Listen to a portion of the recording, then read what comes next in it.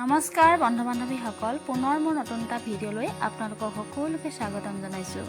আহকচোন আজি মোৰ নতুন ভিডিঅ'টোলৈ। আজি ভিডিঅ'টো হৈছে 5 জুন বিশ্ব পৰিৱেশ দিৱসৰ উপলক্ষে আমি কেনেদৰে বিদ্যালয়ত উদযাপন কৰিছোঁ সেই সম্পৰ্কত আপোনালোকক এই ভিডিঅ'টিত থুলমূলকৈ দেখাইছোঁ।